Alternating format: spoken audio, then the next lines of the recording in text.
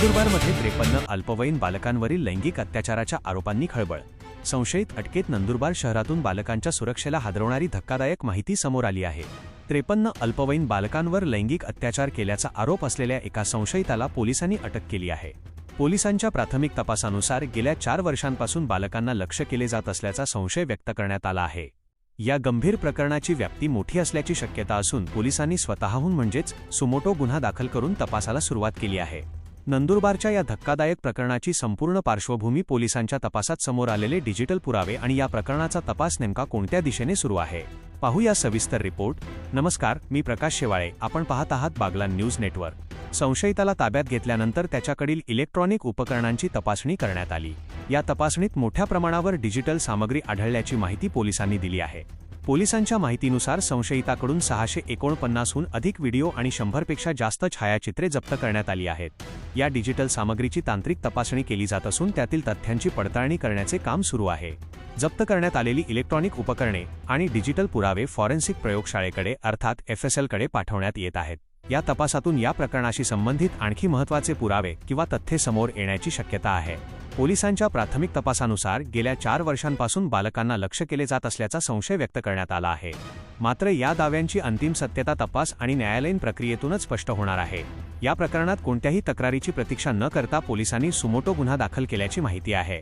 संशयिताकडील digital उपकरणांची तपासणी करून त्यातून मिळालेल्या सामग्रीच्या आधारे तपासाची दिशा निश्चित केली जात आहे.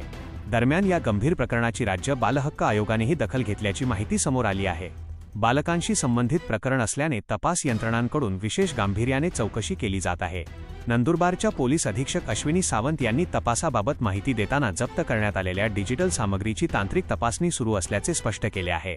उपलब्ध पुराव्यांची योग्य पद्धतीने पडताळणी करून पुढील कायदेशीर प्रक्रिया राबवली जाणार असल्याचे पोलिसांकडून सांगण्यात आले आहे. या प्रकरणातील आरोप अद्याप न्यायालयीन प्रक्रियेत सिद्ध झालेले नाहीत. त्यामुळे संशयिताविरोधातील आरोपांना न्यायालयीन निर्णय होईपर्यंत अंतिम सत्य मानता येणार नाही. मात्र या घटनेमुळे बालकांच्या सुरक्षिततेचा प्रश्न पुन्हा एकदा ऐरणीवर आला आहे. पालकांनी मुलांच्या वर्तनातील बदलांकडे गांभीर्याने पाहणे गरजेचे आहे.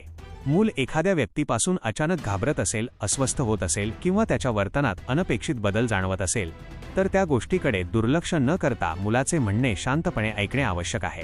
या संपूर्ण प्रकरणात अल्पवयीन बालकांची ओळख गोपनीय ठेवणे अत्यंत महत्त्वाचे आहे. पीडित बालकांचे नाव, छायाचित्र, व्हिडिओ, पत्ता किंवा ओळख पटवणारी कोणतीही माहिती सार्वजनिक करू नये. नंदुरबार पोलिसांकडून या प्रकरणाचा तपास सुरू असून डिजिटल पुराव्यांच्या तांत्रिक तपासणीतून आणखी कोणती तथ्ये समोर येतात, या प्रकरणाची व्याप्ती नेमकी किती आहे आणि तपास पुढे कोणत्या दिशेने जातो याकडे आता सर्वांचे लक्ष लागले आहे. या घटनेबद्दल तुमचे मत काय? कमेंट करून आम्हाला नक्की कळवा. व्हिडिओ आवडल्यास लाईक करा, जास्तीत जास्त शेअर करा आणि बागलाण न्यूज नेटवर्क चॅनलला सबस्क्राईब करून बेल आयकॉन दाबायला विसरू नका. बागलाण न्यूज नेटवर्कसाठी प्रकाश शेवाळे. सत्य, वेग, विश्वास.